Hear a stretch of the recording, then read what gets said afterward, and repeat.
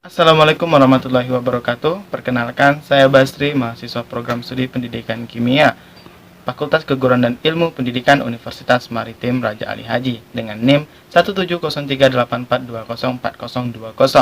Pada kesempatan kali ini, saya akan memaparkan proposal skripsi saya yang saya beri judul Pengembangan Lembar Kerja Peserta Didik atau LKPD berbasis multiple representasi untuk meningkatkan hasil belajar dan aktivitas peserta didik pada materi konsep redox. Untuk yang pertama adalah latar belakang. Nah, latar belakang yang pertama, rendahnya hasil belajar dan aktivitas peserta didik. Yang kedua adalah konsep redox yang menuntut pemahaman konsep kimia secara utuh. Dan yang ketiga adalah konsep kimia ini yang diajarkan ini jarang menyinggung ke tahap submikroskopik. Nah, kenapa saya memilih LKPD berbasis multiple representasi? Nah, LKPD ini seakan memberikan pemahaman konsep kepada siswa tidak hanya satu atau dua level, namun secara utuh. Nah, solusinya, pembelajaran kimia berbasis 3 level representasi dapat meningkatkan prestasi belajar siswa daripada pembelajaran yang hanya menggunakan level makroskopik dan simbolik. Rosita dalam Aarta dan M. Azhar 2019. Rumusan masalah. Nah, untuk rumusan masalah, bagaimanakah pengaruh penggunaan LKPD berbasis multiple representasi pada materi konsep redox terhadap hasil belajar dan aktivitas peserta didik di SMA Negeri 1 Tanjung Pinang? Sedangkan tujuan penelitiannya adalah untuk mengetahui pengaruh penggunaan LKPD berbasis multiple representasi pada materi konsep redox terhadap hasil belajar dan aktivitas peserta didik di SMA N1 Tanjung Pinang. Nah, manfaat penelitiannya, pertama, bagi peserta didik ini membantu peserta didik dalam meningkatkan hasil belajar dan aktivitas peserta didik. Bagi guru, sebagai alternatif bahan ajar kimia untuk meningkatkan hasil belajar dan aktivitas peserta didik. Bagi sekolah, pertimbangan untuk meningkatkan mutu pendidikan dan dikembangkan untuk pembelajaran kimia di SMA. Sedangkan bagi peneliti lain, sebagai bahan masukan dan referensi alternatif dalam pengembangan bahan ajar berbasis multiple representasi. Nah, landasan teori.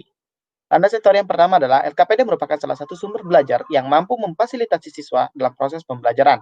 LKPD yang disusun dapat dirancang dan dikembangkan sesuai dengan kondisi dan situasi kegiatan pembelajaran yang akan dihadapi. Wijayanti 2008. Yang kedua, Herawati menyatakan bahwa multiple representasi merupakan bentuk representasi yang memadukan antara teks, gambar nyata atau grafik berdasarkan karakteristik ilmu kimia. Representasi kimia dibedakan menjadi 3 level representasi, yaitu makroskopik, mikroskopik, dan submikroskopik. Yang ketiga, redox adalah istilah yang menjelaskan perubahan bilangan oksidasi dalam sebuah reaksi kimia. Dalam redox dikenal dengan istilah reduksi dan oksidasi. Reduksi adalah peningkatan bilangan oksidasi atau penambahan elektron dari sebuah molekul, atom, atau ion. Oksidasi adalah peningkatan bilangan oksidasi atau pelepasan elektron dari sebuah molekul, atom, atau ion. Penelitian yang relevan. Nah, penelitian yang relevan dengan penelitian saya ini adalah penelitian dari Abdullah Yamani Noor dan kawan-kawan yang berjudul Pengembangan Lembar Kegiatan Peserta Didik berbasis multiple representasi pada materi Hukum Dasar Kimia kelas 10 IPA SMA Negeri 1 Sungai Raya. Penelitian ini menunjukkan keefektifan yang didasarkan pada analisis hasil belajar setelah menggunakan LKPD berbasis multiple representasi menunjukkan 79,68% peserta didik telah memenuhi kriteria ketuntasan minimal, yaitu 75. Nah, kerangka berpikir di mana pembelajaran kimia dianggap memiliki konsep-konsep yang abstrak pada sebagian siswa.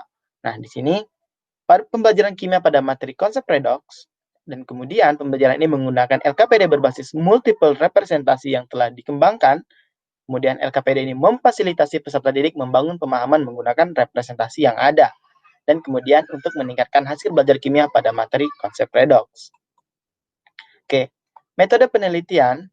Nah, pada metode penelitian ini, jenis penelitian yang digunakan adalah metode Research and Development atau R&D dengan model ADI. Populasi adalah seluruh peserta didik kelas 11 1A. SMA Negeri 1 Tanjung Pinang yang berjumlah 150 peserta didik yang terdiri dari 5 kelas. Sedangkan teknik sampling menggunakan purposive sampling. Sampelnya adalah kelas 11 1A5 yang digunakan sebagai sampel dalam penelitian ini dengan jumlah peserta didik 28 orang. Prosedur pengembangan adalah, yang pertama adalah analisis, yang kedua desain, yang ketiga development, implementation, dan yang terakhir adalah evaluation. Di mana pada tahap analisis ini, terkait dengan analisis kebutuhan dan lain-lain. Sedangkan desain adalah bagaimana mendesain LKPD tersebut. Dan ketiga adalah development, pengembangan LKPD tersebut. Dan keempat adalah implementasi pada peserta didik dan validator. Dan yang kelima adalah evaluasi. Nah, sedangkan pada teknik pengumpulan data ini, instrumen yang digunakan dalam mengumpulkan data ini adalah tes, lembar observasi aktivitas peserta didik, dan lembar angket. Instrumen tes berupa pretest dan post-test.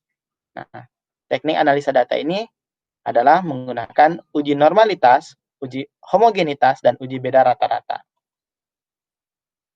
Terima kasih.